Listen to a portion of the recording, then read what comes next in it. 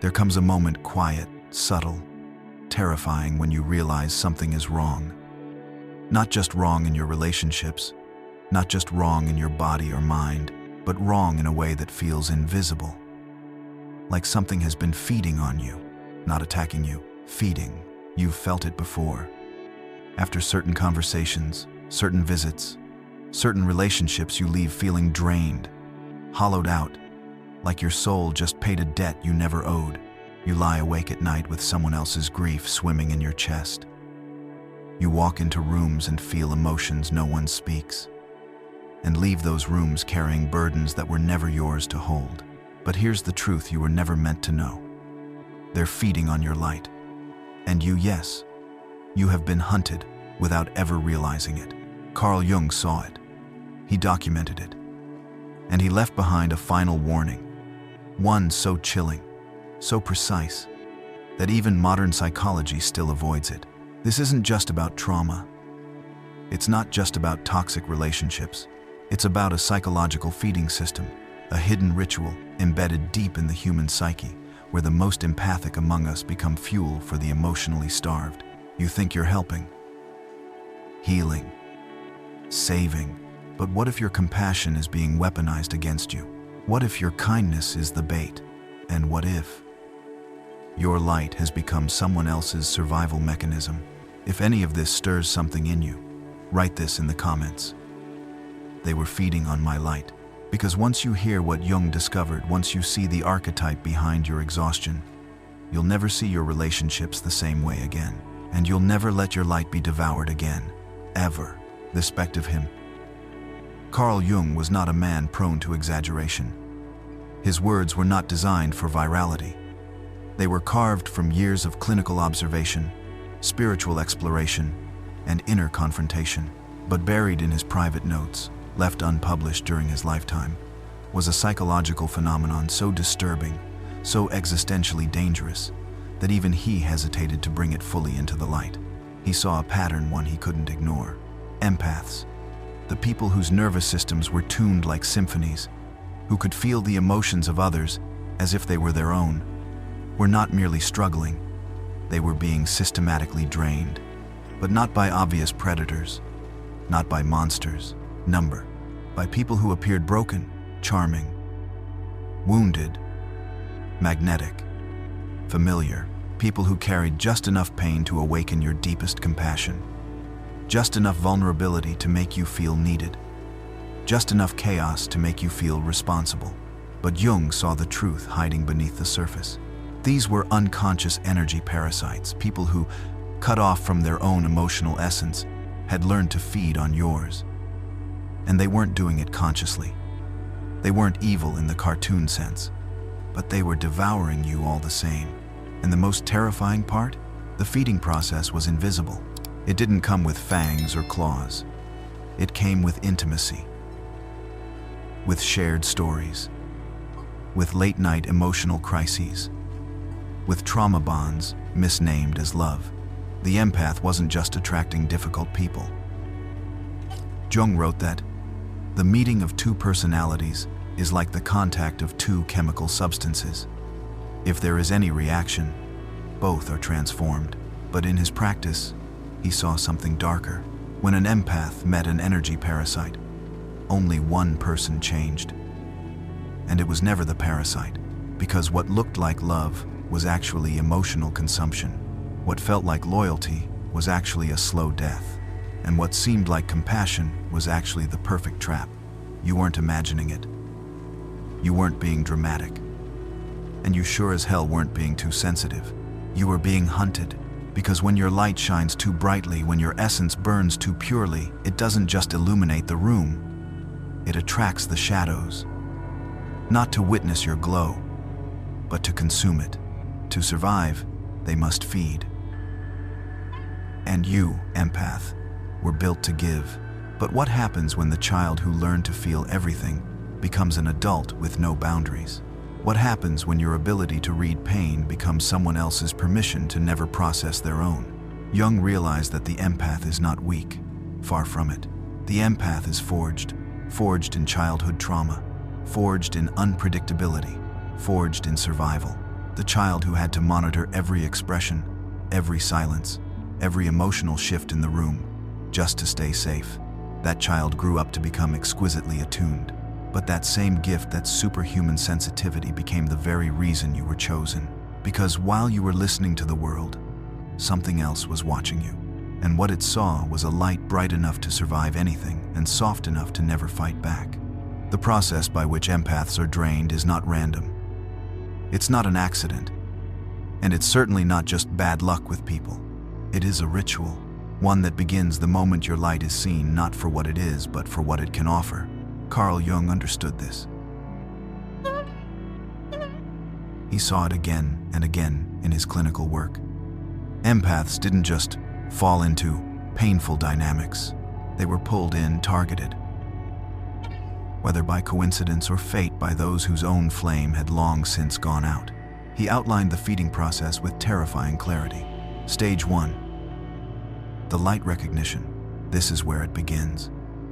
The moment your light enters the room, someone else's shadow takes notice. You think you're just being yourself, open. But for someone disconnected from their own source of light, your presence feels like oxygen. Empaths don't realize how visible they are. Not in a physical sense, but emotionally, spiritually. You radiate something they've lost, something they crave, something they believe they can't create on their own. And just like that, they lock onto you. You become the flame, and they become the moth, drawn to you not because of love, but because you carry what they've exiled in themselves. Stage 2. The wound display. They don't approach with demands. They approach with stories, pain, loss, trauma, suffering.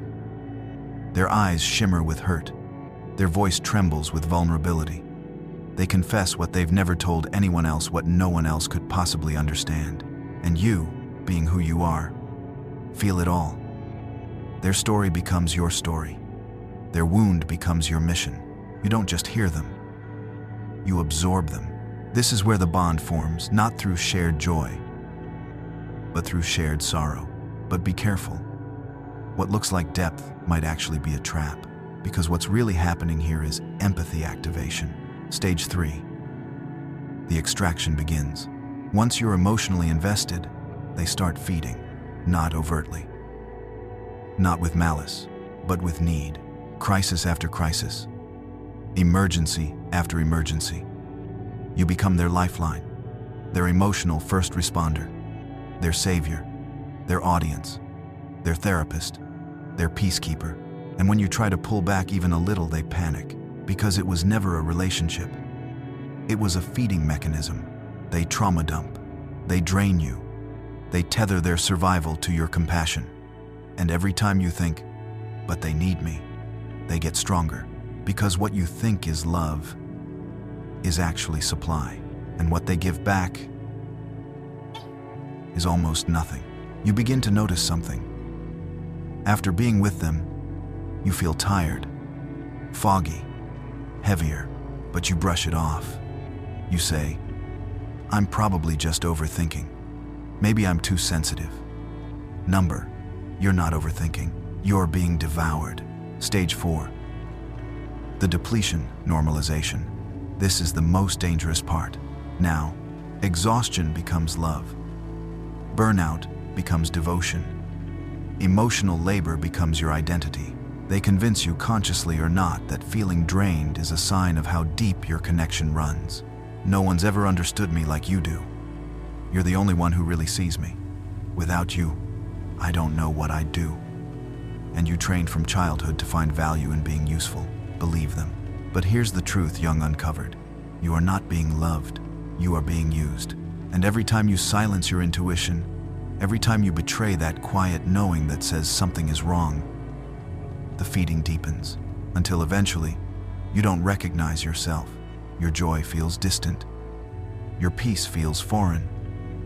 Your body feels like it's constantly under emotional siege. This isn't coincidence. This isn't bad luck.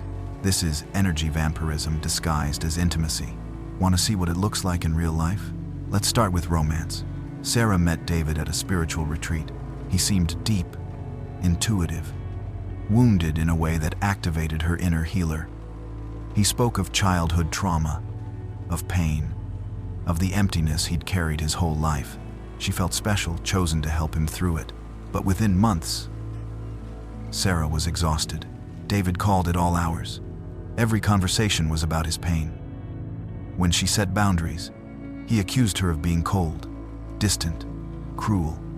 But what really happened? She stopped feeding him, and when the supply ran low, the mask came off. Let's move to family. Michael's mother had always been emotionally volatile. Crisis after crisis, guilt trips, emotional blackmail. If he didn't respond immediately, she'd say he didn't love her. She even threatened suicide when he tried to set boundaries. Michael thought he was a bad son. But in truth, he was being drained by the devouring mother archetype. His empathy had been her power source for years. Or take the workplace. Lisa had a coworker who monopolized every meeting with personal drama, who always found her desk when they needed to vent, who made their inability to cope with stress everyone else's emergency. Lisa thought she was being kind. In reality, she was being emotionally farmed. These examples aren't rare. They're everywhere. And the more empathic you are, the more they find you. Not because you're broken, but because your light is bright and the shadows are hungry. This isn't just a dynamic between two people. It's an archetypal drama, one that plays out again and again, not just in your life, but in the collective unconscious of humanity itself. Carl Jung didn't see these roles as coincidences. He saw them as symbols, ancient, universal energies that live within us all.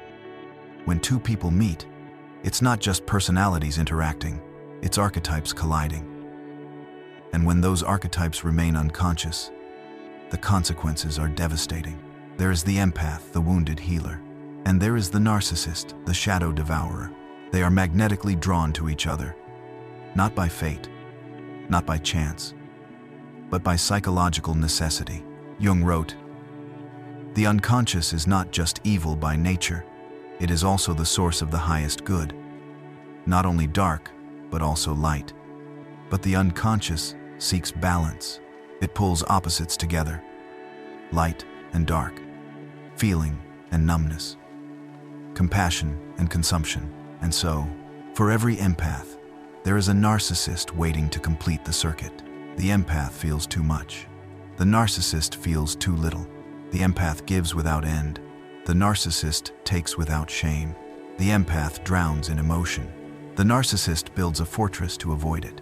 They don't just fall in love. They reenact an ancient dream where light and shadow try to remember they were once one. But here's the tragedy. Only one awakens. Only one begins to question the dynamic. Only one feels the weight of emotional labor and wonders, is this really love? Only one starts to crumble beneath the weight of their own compassion. And that one is you. You. The empath. But not because you chose it. You were initiated. Not by some spiritual teacher, but by chaos. As a child, you learned to survive by sensing every shift in tone, every silent scream behind someone's smile. You became attuned, hyper-aware, emotionally intelligent. But what began as survival became your identity. And that identity became a beacon for those who abandoned their own emotional truth. You see, the narcissist is not always cruel on the surface. They are not always loud, flashy, arrogant. The narcissist Jung spoke of is not merely a personality disorder. It is an archetype, a fragmented self who has exiled their own pain and now seeks to consume the light of others. They don't want connection. They want supply. They don't want love. They want reflection. They don't want truth. They want control. And you, because you feel so deeply, become their mirror. A mirror they cannot shatter. Your empathy shows them what they lack. Your presence exposes what they've buried. And just like a vampire who recoils from their reflection, they eventually begin to resent you. Not because you've done anything wrong, but because your light reminds them they are empty. This is the drama you've been cast into again and again. The empath, believing they were born to heal. The narcissist, unconsciously seeking to feed. But this belief that it is your job to fix, to rescue, to love others back to wholeness is not compassion. It is possession, not by a demon, but by an archetype too vast for one soul to carry alone. The archetype of the wounded healer, the one who believes their suffering is sacred, so sacred they must endure it forever. But Jung's work made something painfully clear. When your identity is fused with your light, it becomes your prison. Because what the narcissist truly feeds on is not your energy, it's your need to give it. And the longer you stay in the drama, the more you forget that your light was never meant to save someone else. It was meant to guide you. There's a shadow side to everything, yes, even light. And while we spend so much time warning empaths about the darkness of others, we rarely speak about their own. But Jung knew. He warned us. The most terrifying thing is to accept oneself completely. And for the empath, the hardest thing to accept isn't how much you feel. It's why you feel so much in the first place. Because the truth is beneath your compassion, beneath your kindness, beneath your urge to heal others, there's something darker hiding, the need to be needed. It's subtle, almost sacred. It disguises itself as purpose, as generosity, as love. But if you trace it back far enough, you'll find something heartbreaking. Fear. The fear of being abandoned. The fear of being invisible. The fear that if you stop fixing people, they'll stop loving you. This is the shadow of the empath. The part of you that doesn't just want to help, it needs to. Because if you're not useful, you fear you're worthless. So you stay in relationships that drain you, in jobs that exploit you, in families that consume you, and you call it loyalty. You call it love. You call it spiritual service. But really, it's self-erasure. You've built an identity around being the giver, the healer, the light, and so you attract the takers, the wounded, the hungry, because they confirm the lie you've carried since childhood. My value is in what I provide, not in who I am. Jung called this the gaslight of the unconscious. When your own shadow convinces your consciousness that your intuition is wrong, that your exhaustion is weakness, that your overwhelm is overreaction, that your burnout is love. And when you start to set boundaries, when you try to protect your energy, that shadow rises. It whispers, "You're being selfish. You're abandoning them. You're not who you thought you were." But that voice isn't truth. It's trauma, old programming, installed when you were too young to know better, when you learned to calm storms you didn't create, to fix adults who should have protected you, to take responsibility for pain that was never yours. Now, as an adult, you repeat the same dance, not because you're broken, but because you haven't yet met your own shadow, the part of you that believes love must hurt, that healing others means sacrificing yourself, that being needed is the same as being loved. But hear this: empathy without boundaries is self-destruction. Love without discernment is codependency. Healing others without healing yourself is martyrdom, not transformation. You are not here to be consumed. You are here to remember yourself, to feel without drowning, to care without collapsing, to love without losing who you are. And only when you shine a light on your own shadow can you finally stop attracting theirs. 7. In no manner. But this isn't just spiritual theory. It's not just poetic metaphor. Science backs it up. Dr. Judith Orloff, a renowned psychiatrist and researcher, found that empaths' mirror neurons fire far more intensely than those of the average person. Mirror neurons are the parts of the brain that allow us to feel what others feel. They're responsible for empathy, intuition, and emotional resonance. But for empaths, they don't just feel with someone, they feel as someone. Your brain literally absorbs other people's emotions as if they were your own. When someone near you is anxious, your body mirrors it. When someone's angry, your heart races. When someone's sad, you start to collapse inward without even knowing why. You become, in essence, a biological sponge. But here's what Jung saw, and what many therapists miss. Some people have learned to exploit this. Not consciously, not maliciously, but efficiently. They know how to trigger your empathy, how to share just enough pain to activate your compassion, how to draw you in, tether themselves to your nervous system, and feed. You're not imagining it. You're not overreacting. You're not too sensitive. You're biologically different, but this difference isn't a flaw. It's a gift that must be protected with discernment, boundaries, and self-respect. Because when you carry that much light, you have to know who's trying to consume it, and more importantly, why you keep letting them. Let's stop pretending. This isn't just emotional exhaustion. It's energetic consumption. This is the psychological vampire effect, where those disconnected from their own life force feed off the empathy, attention, and emotional labor of others. They don't have fangs. They have stories. They have wounds. They have timing so perfect it feels like fate. They come to you in crisis, in chaos, in pain. And you, empath, respond like clockwork. You soothe. You listen. You absorb. They feel better. And you feel empty. The more you give, the more they need. The more you try to help, the more helpless they become. The more you light up, the deeper their shadow grows. Because they're not healing, they're feeding. And here's the part no one tells you. When you finally start to say no, when you stop responding, stop rescuing, stop allowing the same pattern to repeat, they escalate. This is called the extinction burst. It's the last gasp of the vampire who realizes the blood supply is drying up. They might cry, beg, guilt you, threaten, self-harm, accuse you of abandonment, say you're cold, uncaring, heartless. But it's not because they love you. It's because they've lost access to their favorite meal, you. And this is the most dangerous moment, because this is when you'll question everything. Am I being cruel? What if they really can't survive without me? Who am I if I'm not saving them? That voice is not your higher self. It's the programming that's kept you trapped.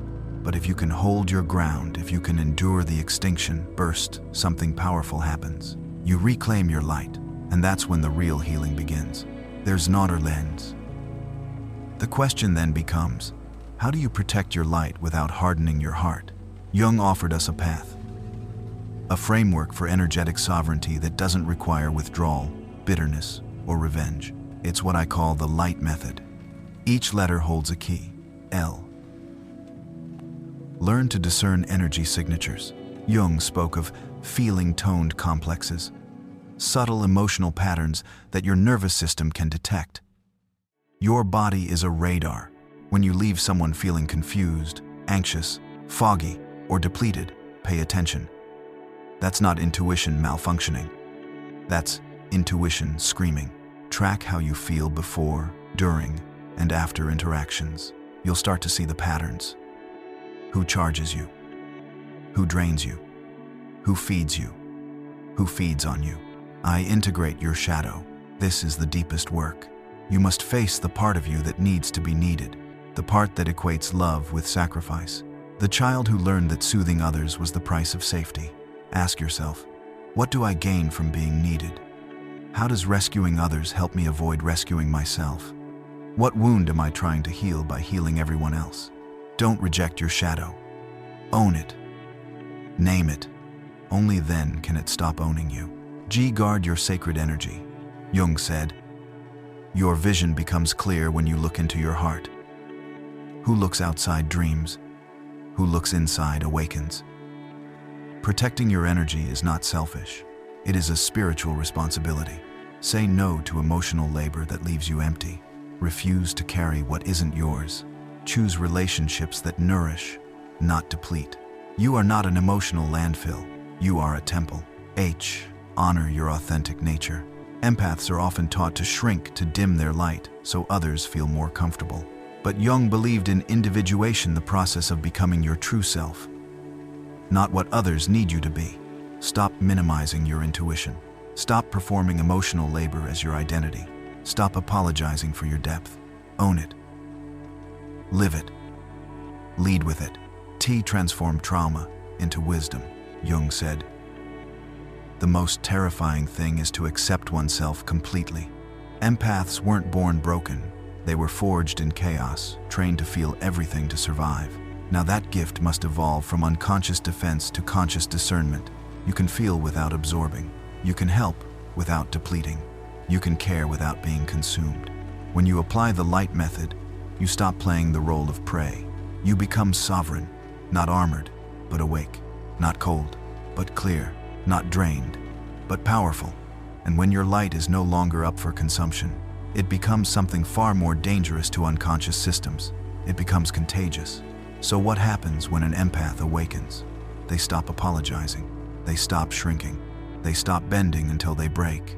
They stop mistaking chaos for chemistry, drama for depth, and emotional labor for love. Something cracks open. Quietly at first, they start to notice the patterns, the emotional déjà vu, the people who only show up when they need something, the pull they once called intuition, now seen clearly as trauma in disguise. They ask new questions. Is this connection or codependence? Is this resonance or repetition? Am I feeling their pain or abandoning my own? And slowly, they begin to choose differently. They stop explaining their boundaries to people who benefit from the absence of them. They stop playing the savior in someone else's never-ending storm. They stop calling trauma bonds soulmates. They no longer walk into rooms, absorbing every vibration like a sponge. Instead, they become a tuning fork, resonating only with truth, and the world notices. Not because they're louder, but because they're clearer. No longer lanterns being carried into someone else's darkness. They become torches of fierce self-honoring. They start building altars not to martyrdom, but to truth. And something wild happens. They stop attracting emotional vampires, because predators don't pursue prey that sees them clearly. And light, when owned, protected, and embodied, no longer whispers, "Come feed." It declares, "I am not here to save you. I am here to honor me." If you've felt this shift, if you've started seeing through the patterns you used to confuse for love, write this in the comments. They sensed my awakening before I announced it, because when an empath awakens, they become unmanageable to systems built on unconsciousness. They stop being food, and they start being fire. I wand. I wand. I wand. I wand. I wand. Carl Jung's final warning wasn't poetic. It was surgical. He said, "The greatest and most important problems of life are all fundamentally insoluble. They can never be solved, but only outgrown. This feeding pattern, this trauma bond, this compulsion to be needed, you won't solve it by healing everyone else. You'll outgrow it by no longer betraying yourself to feel loved. The most dangerous force in your life is not the narcissist. It's the unhealed part of you that believes love must cost you your essence. That's the real vampire. But here's the promise Jung left us with. When you protect your light, it doesn't fade. It multiplies. You don't become less compassionate. You become more discerning. You don't stop loving. You stop abandoning yourself in the name of love. And your light, no longer fuel for someone else's survival, becomes the fire that illuminates your own path to wholeness. You are not too much. You never were. You just gave too much to people who didn't know how to hold it. That ends now. Your yes is sacred. Your no is a spell that seals your energy field. And your presence is a blessing, never a buffet. If this message found you when you needed it most, like, share, and comment below so it can find someone else who's still being devoured in the dark. Because your light is not fuel for others' darkness. It is the illumination of your own becoming. And now, it is protected.